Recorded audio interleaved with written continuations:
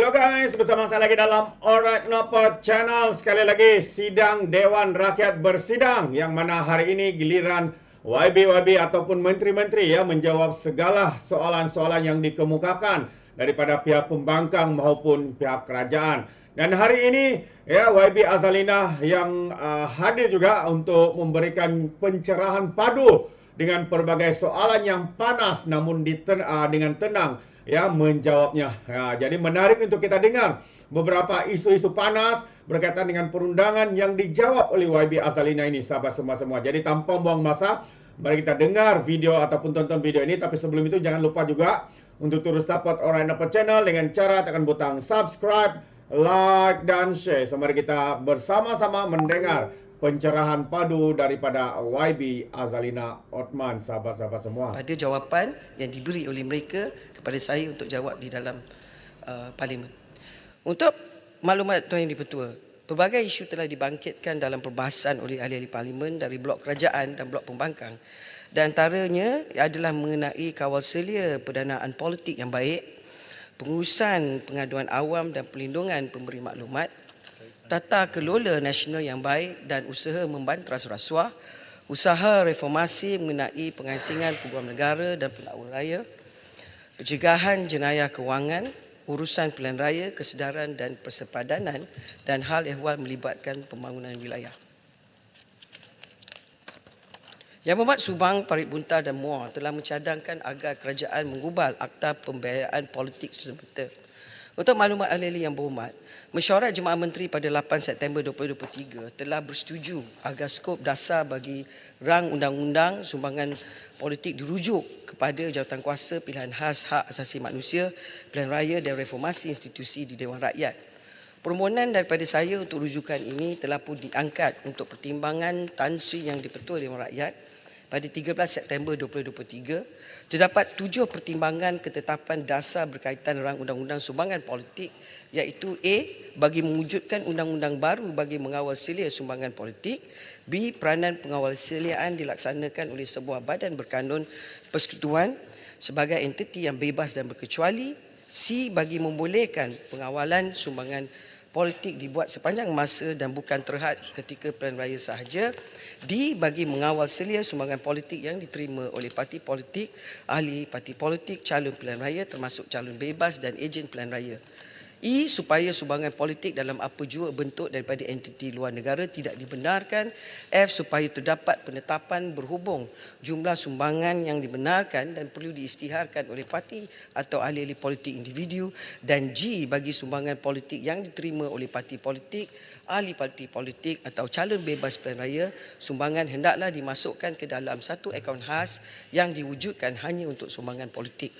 Justru kerajaan Madani kekal komited dalam memastikan pendanaan politik dikawal dengan parameter yang sesuai supaya ketulusan sumbangan politik dapat dipastikan demi kebaikan rakyat keseluruhannya. Tuan Yang di-Pertua, Yang Berhormat Kuala Selangor ingin mengetahui inisiatif kerajaan dalam menambah baik sistem pengurusan aduan awam dan memperkasakan perlindungan pemberi maklumat. Untuk maklumat ahli yang berhormat, Biro Pengaduan Awam BPA telah melaksanakan pelbagai inisiatif untuk menumbuhkan Ombudsman Malaysia sebagai satu badan bebas yang akan menerima dan menguruskan aduan berkaitan dengan sistem penyampaian perkhidmatan awam persekutuan berdasarkan Pelan Anti Rasuah Nasional NACP 2019-2023. Sebanyak 3 sesi libat urus telah dilaksanakan pada tahun 2023, iaitu Agensi Perkhidmatan Awam Persekutuan pada 8 Mei 2023, Badan Bukan Kerajaan NGO pada 8 Mei 2023 dan ahli-ahli parlimen pada 14 Jun 2023.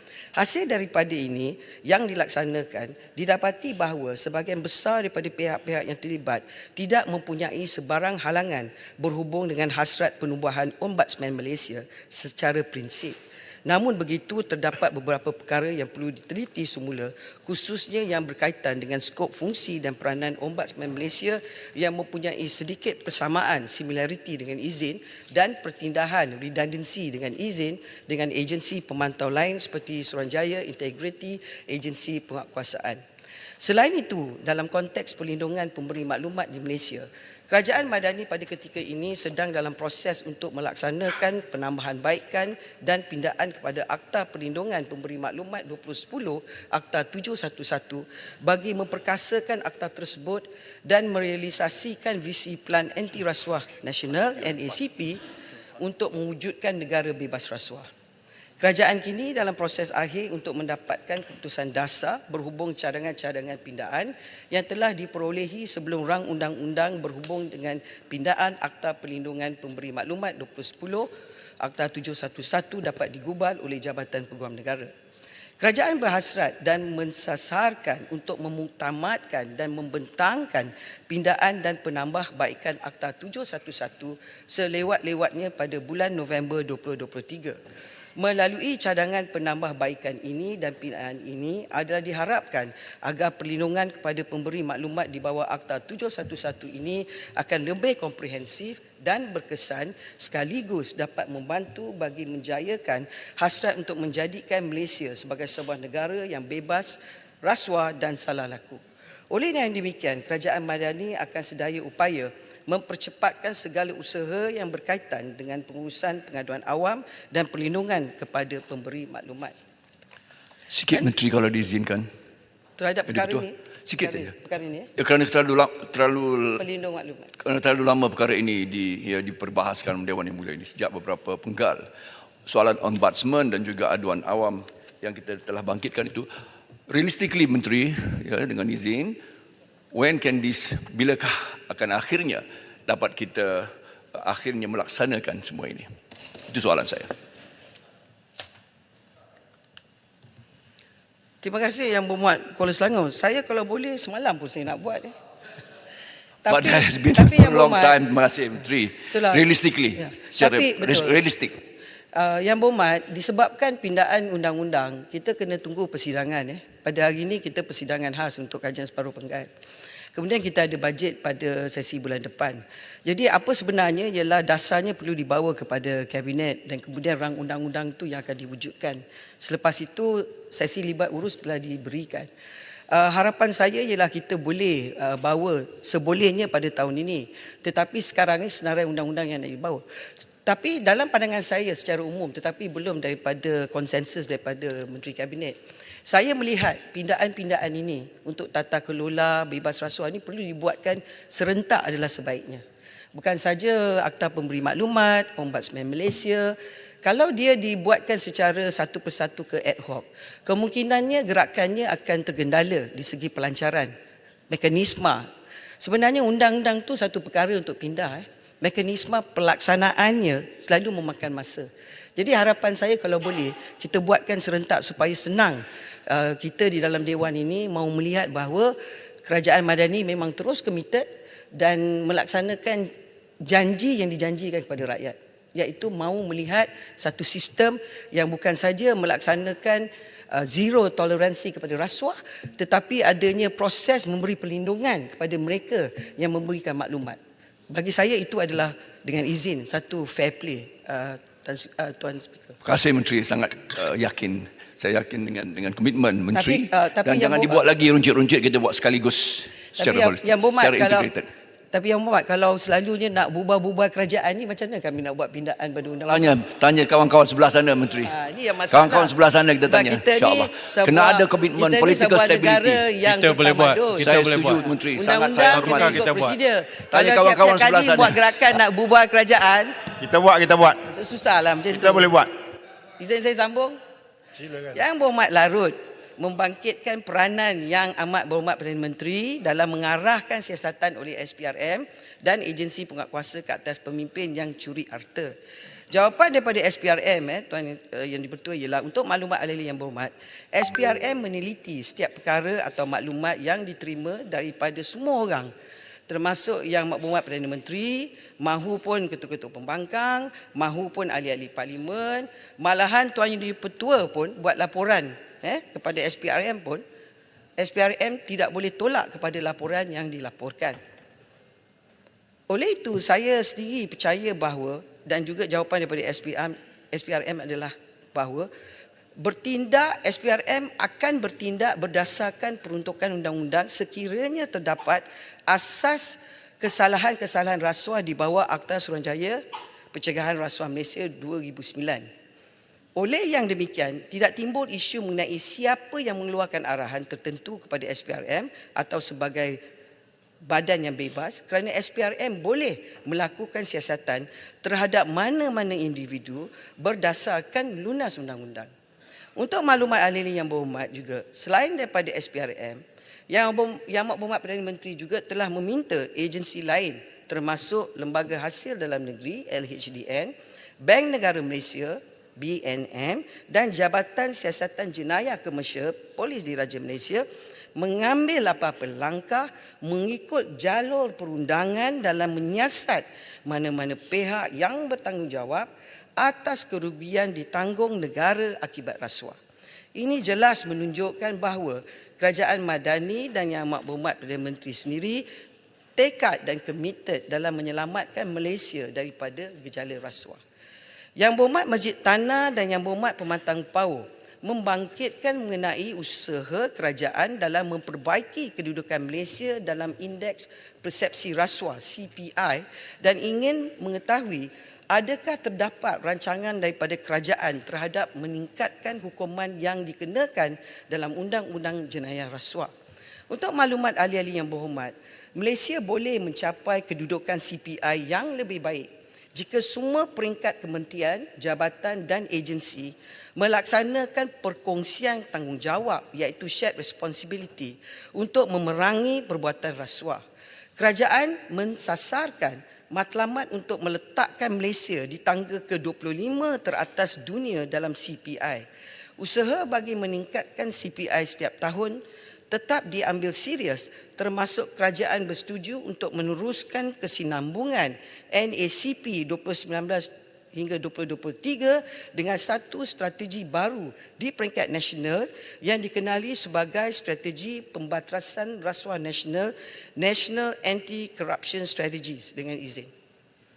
Buat masa ini, kerajaan akan terus menguatkuasakan Undang-Undang Pencegahan Jenayah Rasuah berdasarkan Akta 694 yang antara lain memperuntukkan hukuman berat bagi kesalahan berkenaan.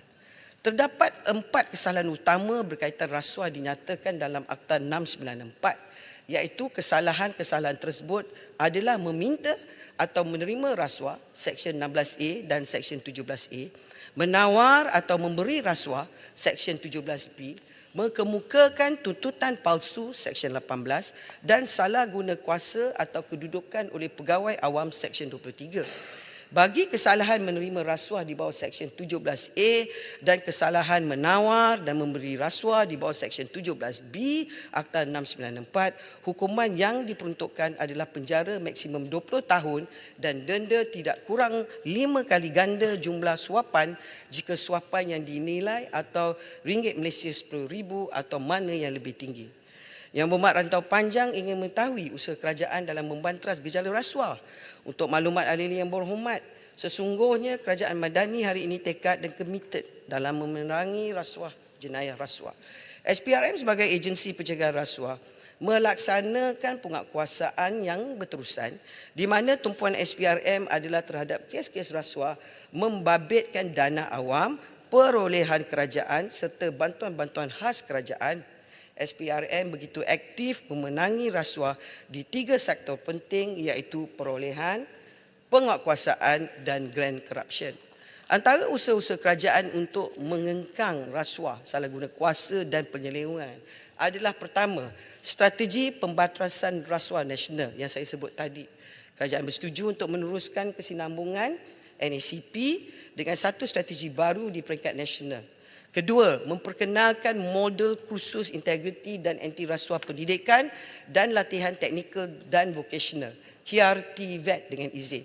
Sejajar dengan inisiatif 2.4.12 dengan izin Pelan Anti Rasuah Nasional iaitu mendekati golongan belia yang berada di luar sistem pendidikan formal melalui kelab, persatuan dan organisasi belia untuk menerapkan nilai integriti, takbir urus serta anti rasuah.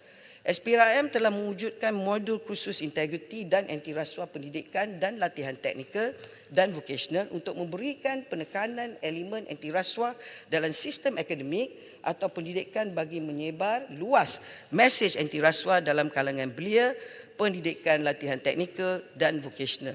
Dan ketiga, penubuhan unit integriti di agensi awam dan unit integriti dan governance di syarikat berkepentingan kerajaan. UI telah menjadi nadi utama sebagai penggerak atau pelaksanaan tier pertama dalam pelaksanaan inisiatif NACP serta memainkan peranan dalam membangunkan pelan anti rasuah organisasi dalam agensi masing-masing yang tujuan merekayasa perkhidmatan awam ke arah tadbir urus yang baik. Dalam usaha memantapkan penginstitusian integriti dalam sektor swasta, sekejap saya habis ni ya. Kerajaan telah mengarahkan penubuhan IGU dalam syarikat berkepentingan kerajaan. Peranan utama IGU adalah memantapkan tadbir urus SBK dengan memperkuatkan sistem kawalan dalaman dan menginstitusikan serta membudayakan integriti dan menolak segala bentuk rasuah, penyelewengan dan salah guna kuasa. 4 terma rujukan IGU ialah governance, pengkukuhan integriti, pengesahan dan pengesahan pengurusan aduan. Silakan Yang Berhormat. Ya, saya hargai usaha kerajaan untuk menangani rasuah. Tapi kerajaan tidak boleh dilihat melakukan selective prosecution, pendakwaan terpilih. Umpamanya dikatakan pelanggaran terhadap 3R yang berhormat Menteri Besar Kedah dituduh, diangkat dan didakwa atas kenyataan yang melanggar 3R. Tetapi beberapa ahli parlimen sebelah sana, Yang Berhormat Bagan juga bercakap yang bercanggah berlanggar dengan konteks 3R. Yang Berhormat Segambut juga bercakap melanggar dalam konteks pelanggaran terhadap konsep 3R. Beberapa kami di sini, di kalangan kami di sini didakwa atas kononnya melakukan rasuah, tetapi ada penyiasatan menteri sumber manusia umpamanya disilentkan kes sehingga sekarang. So elemen ini juga penting dalam menentukan kerajaan melakukan tugasan dan hasrat untuk mensifarkan rasuah dalam negara kita. Jadi selective prosecution, pendakwaan terpilih yang seolah-olah undang-undang ketika ini hanya ditupukan kepada kami yang sebelah sini. Di sana itu walaupun ada kes tetapi disilentkan. Yang itu penting, kebal. Dan tidak ada orang kebal dalam aspek undang-undang sama ada pelanggaran 3R, rasuah dan sebagainya. Itu elemen yang penting yang harus dijadikan sebagai pegangan prinsip kerajaan. Sebab itu bila kita katakan Yang Amat Berhormat mengarah SPRM.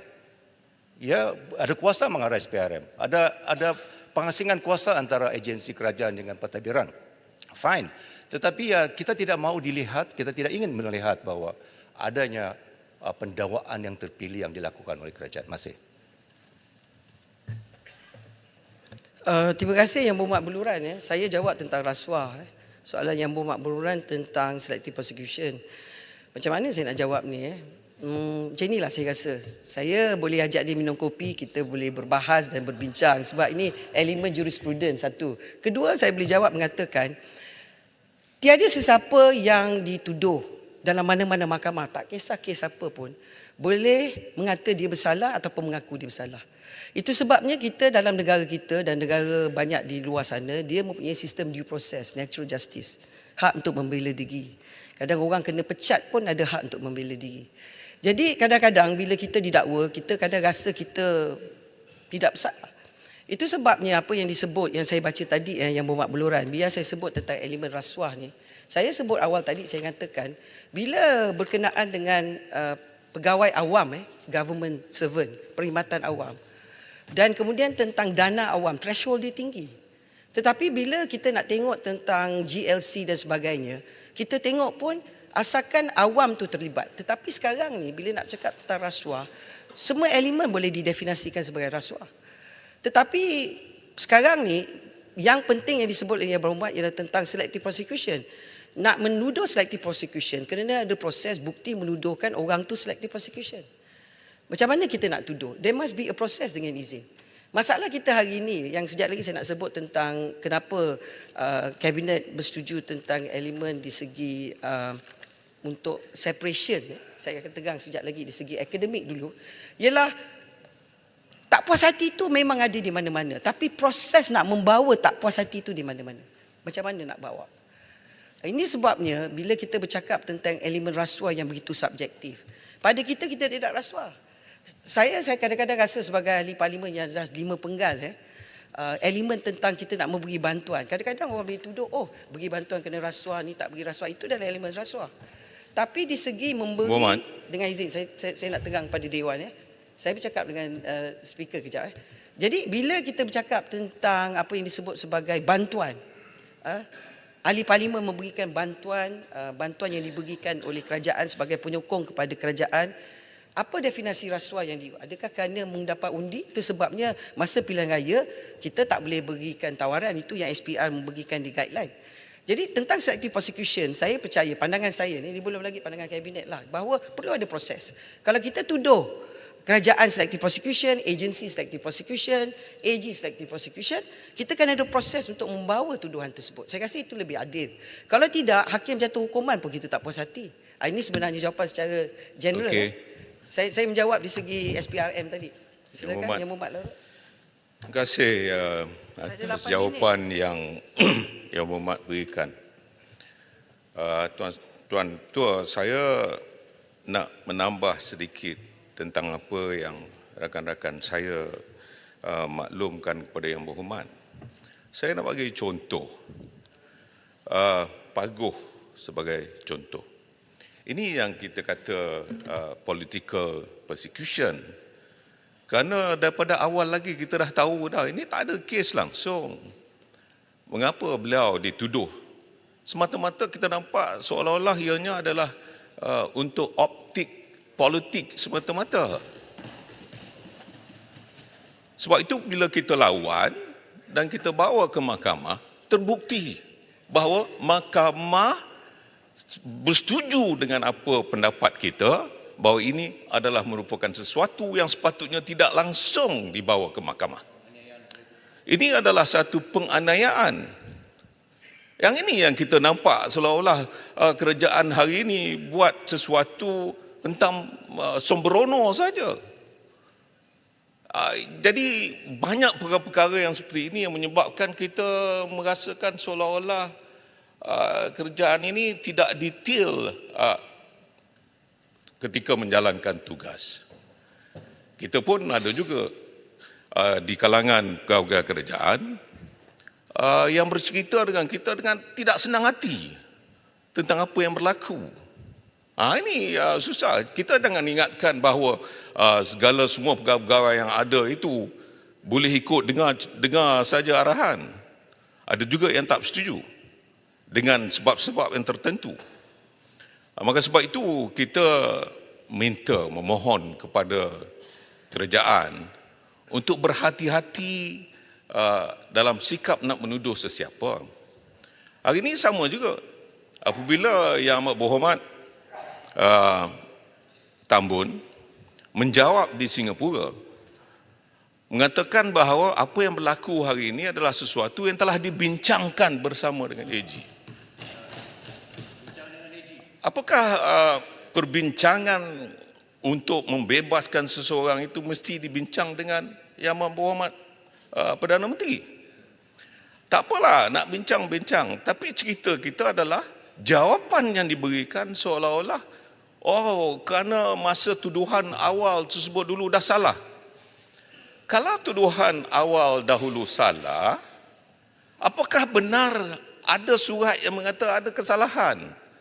Kalau ada dan dibawa ke mahkamah, akhirnya mahkamah yang buat keputusan, ada prima facie. Apa yang masalah ni? Sebab itu kita persoalkan ini semua kerana kita merasakan ada perkara yang tak kena dengan tata kelola yang disebutkan selama ini. Maka sebab itu perjuangan kita di sini adalah untuk menentukan berikan keadilan. Jangan zalim kepada sesiapa pun dalam Malaysia ini. Itu yang kita mahukan. Tuan Speaker, saya ada 5 minit. terus? Biar saya jawab Yang Berhormat Larut dulu. Sebab Yang Berhormat Larut begitu emosi. Tak apa yang buat abang saya dia. Yang Berhormat, macam inilah. Dalam perlembagaan, Yang Berhormat tahu tak, perkataan budi bicara tu dipakai hanya kepada yang di Pertuan Agong saja. Perkara 38, 40, 139, 141A, 143. Satu lagi manusia, Ehsan namanya, ialah Peguam Negara di bawah 145. Maknanya yang di Pertuan Agong, budi bicara. Perlembagaan ni, perlindungan buat perlembagaan. Kemudian satu saja, seorang individu iaitu Peguam Negara. Maknanya budi bicara ni tidak boleh dipersoal. Okey. Kenapa? Di segi sejarah sistem kita, Westminster System. Kerana pada masa yang sama, Peguam Negara juga yang menjadi, kata orang, penentu kepada keamanan dan keselamatan negara. Jadi dia ada kuasa. Jadi nak jawab soalan Larut berkata, hakim mengatakan tidak bersalah. Itu kata hakim tak ada masalah. Yang berhormat pun pernah jadi Menteri Dalam Negeri. Banyak kes, SOSMA, macam-macam kes keselamatan sebagai contoh. Pukul 10 didapati tak bersalah, 10.01 kena tangkap balik. Kena tuduh balik. Lepas itu dibebaskan di peringkat Mahkamah Rayuan pun boleh ditangkap, boleh dituduh. Bererti Tuan Speaker, tuduhan yang diberi dan kuasa di bawah perlembagaan pada Peguam Negara, siapa-siapa dia boleh charge. Termasuk kuasa dia boleh charge Perdana Menteri, Menteri Kabinet, Tuan Speaker sendiri, pembangkang, semua dia boleh charge. Itu kuasa dia. Sebab saya sebut tadi, dalam perlembagaan yang di Pertuan Agong ada berapa kuasa ditulis, termaktub, satu je individu diberikan kuasa iaitu Peguam Negara. Tak ada langsung lah. Adanya dalam... Kejap, biarlah saya jawab. Yang berhormat, dalam parlimen kena ada budaya. Tanya soalan, saya jawab. Relax lah. Saya tahu yang berhormat nak menunjukkan kebenaran. Tapi kalau tak puas hati, buatlah PC kat luar. Saya nak sebut satu je. Cakap apa pun dia tak puas hati. Relax lah. Bagilah saya nak jawab. Tuan Speaker, ini floor saya kan. Saya ni... Sekejap. Yang berhormat, ini floor menteri untuk menjawab. Yang berhormat lain tu kalau nak bercakap pun sila berdiri ya. Macam yang berhormat Muar. Ya? Silakan. Tuan Speaker, boleh tak ingatkan ahli-ahli, sabar tu separuh pada iman. Jadi sabar je lah. Dah lama sabar. Sabar. Kejap, saya nak jawab yang berhormat lalu. Abang pertama, abang kedua saya jawab sekejap lagi. Okay. Jadi dalam perlembagaan tu. Jadi bererti di sini, setiap Peguam Negara ada kuasa untuk mendakwa. Dan juga ada kuasa untuk melepaskan. Sebab sebenarnya, dalam sistem kita, saya dah berkali-kali masa saya jadi opposition bench, masa COVID yang berhormat Larut dan kawan-kawan kerajaan tutup parlimen 6 bulan. Saya tulis, ingat tak? Dia tutup parlimen 6 bulan sebab darurat. Okey. Dan saya tulis surat pada Peguam Negara. Saya kata kenapa tutup? Peguam Negara pun tak jawab surat saya. Dan saya tahu dia akan kata ni budi bicara saya untuk memberi nasihat kepada kerajaan. Itu hak dia. Jadi di sini pertama sekali, walaupun hakim membebaskan, tak semesti tak boleh dituduh. Pertama. Kedua, saya nak terang di sini, mana-mana orang yang dilepaskan dalam apa kes sekalipun, kes jenayah, DNA ke, DNA ke, DNAA ke, acquittal and discharge ke, A&D, semua boleh. Tuan Speaker pula bekas bos polis pun tahu prosedur undang-undang dalam negara kita.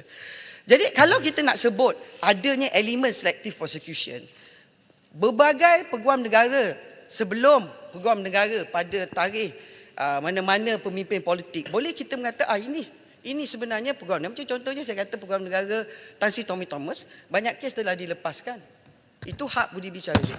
Kemudian kita tengok Peguam Negara, mantan Peguam Negara Tan Sri Idrus pun, dia boleh buat apa yang dia buat dalam berbagai kes. Dia ada kes jenayah, kes jenayah kewangan, macam-macam. Itu kuasa dia. Okey. Boleh. Jadi semua faham itulah. Jadi saya nak tegang di sini, itu sebabnya bagi abang kedua. Itu sebabnya Kerajaan Madani hari ini komited untuk memisahkan Peguam Negara daripada kuasa pendakwaan. Dan kita telah setuju di segi prinsip satu. Keduanya, jawatan kuasa hak asasi akan bersama dalam empirical study. Ketiga, saya nak cakap satu je kawan-kawan yang berhormat semua. Kenapa masa yang berhormat kerajaan tak nak pisahkan AG? Kenapa tak pisah? Bila yang berhormat kena, selective prosecution. Bila belah sini kena, Padan muka, apa hal? Dalam Itu sebabnya dalam isu ni Tak kami sempat di buat, sini Datuk. cakap kami buat. Yang berhormat di sana bukan saja tak buat, cakap pun tak. Berkuasa 4 tahun. Dah, Kami dah. tunggu, saya duduk situ, saya tegur, saya duduk backbencher. Jadi macam mana ni? Jangan nak cakap tentang selective prosecution. Sebab kerajaan Madani ni committed kepada tata kelola yang lebih adil. Itu sebab kami ni hashtag dia we walk the talk. Mereka hashtag they don't walk and they don't talk. Silakan Yang Berhormat. Terbaik itu dia satu pencerahan dan padu, panas, pedas daripada YB Azalina. Membalun kau-kau sekolahkan MP Larut ini, sahabat-sahabat semua. Baru kau tahu ya, apa yang mereka buat semasa menjadi kerajaan, ya, mereka hanya pandai untuk kekalkan jawatan, kuasa dan sebagainya. Itu yang mereka lakukan, tapi bila mana mereka kena dakwa, kena bawa ke mahkamah, katanya ini pendakwaan terpilih, ini pendakwaan politik dan sebagainya. Inilah kepala otak ya daripada pihak pembangkang hari ini yang memang tiada standard. Hanya pandai menggunakan isu seperti ini, kononnya kerajaan ini zalim, kerajaan ini menzalimi parti lawan mereka. Hakikatnya sahabat semua, ya, ini adalah budi bicara, keputusan yang dilakukan oleh pihak peguam, peguam negara, ya, seperti mana yang dinyatakan oleh YB Azalina Othman terbaik. Jadi sekali lagi sahabat semua, terima kasih kerana mendengar satu perkara yang menarik untuk kita dengar bersama sahabat-sahabat semua. Jadi sekiranya anda juga mau berikan sebarang komen, anda boleh berikan komen dalam ruangan komen. Tapi ingat, komen dengan cara berhema. Jangan menjadi seperti Walan Walautik lebay-lebay dan juga geng sapu bersih ya, apabila memberikan komen penuh dengan hasutan, kebencian dan juga fitnah melampau. Sepertinya mereka tidak punya otak, mungkin kerana otak mereka sudah dicolek oleh makhluk asing. Jadi terima kasih, izinkan saya untuk mengundurkan diri dan seperti biasa peribahasa mengatakan tapapun kangkap 2 ton keinginan. Dalam bahasa Melayunya, tepuk dadah, tanya selera. Sekian saja daripada Alright Nampak Channel. Kita berjumpa lagi. Bye-bye.